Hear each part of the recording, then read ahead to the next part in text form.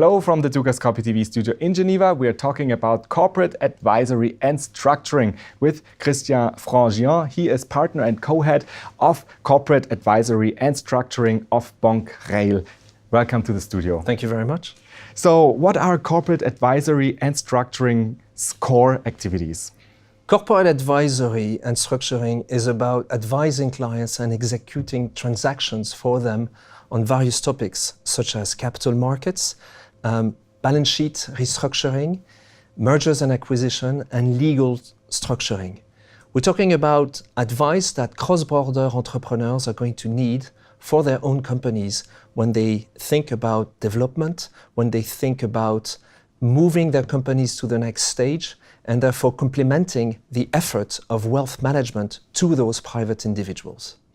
Why does private banking need corporate advisory and structuring? The two are actually symbiotic. One needs the other. Today, a client such as a cross-border entrepreneur is not going to make that big of a difference between his personal wealth and his value creation tool. They're actually the same in his mind. And today, it is important for a bank to be able to provide a very wide range of services to its clients. It is therefore important for a bank to be able to answer the very specific needs of a corporation when it comes to the funding of its development or its strategic choices.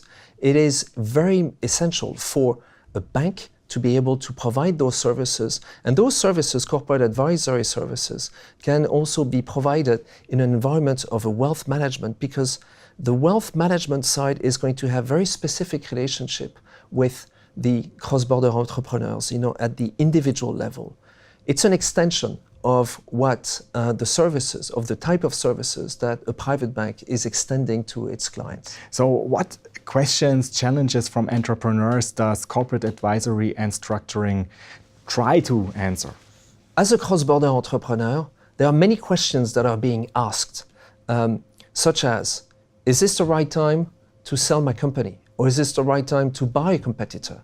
How am I going to fund this transaction? Should I require more funding in order to develop and reach my targeted goals? Is my capital structure the best or the most appropriate for unscheduled events, for instance?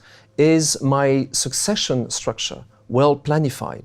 All those questions are essential, and we're trying, a corporate advisory and structuring within a private bank will try to answer all those questions, but we'll go probably one step further by trying to answer a question, which is, I think, what cross-border entrepreneurs are frequently asking themselves: when is the last time that I got unbiased advice? When was the last time my advisor told me not to do a transaction?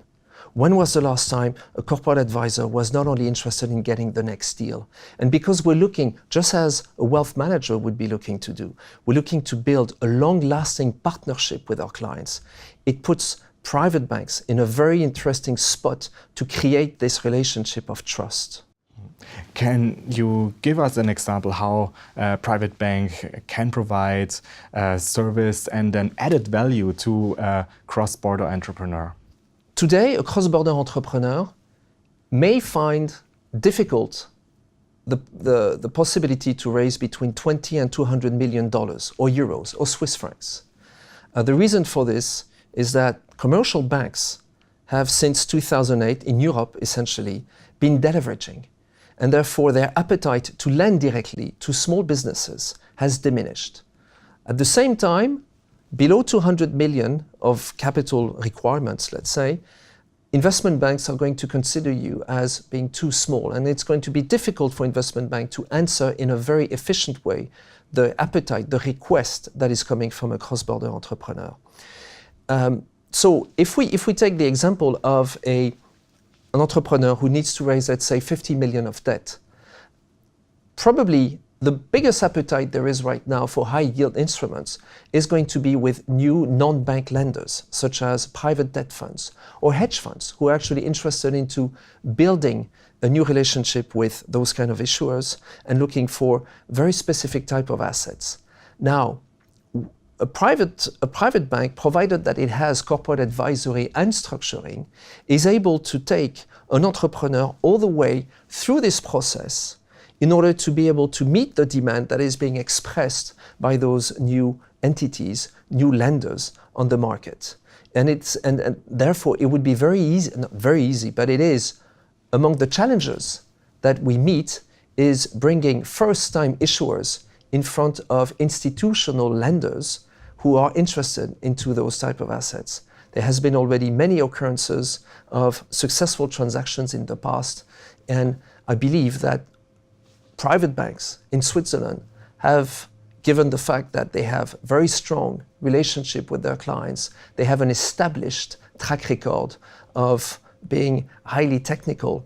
It wouldn't be too difficult for private banks to step into the right direction and being able to provide this execution service all the way to the investors. Christian Fringhian, thank you very much for being here today. It's my pleasure. Thank you very much. And thanks for watching. Do make sure to keep clicking back on the Dukascopy TV website for latest updates and exclusive interviews. Have a great day and see you next time.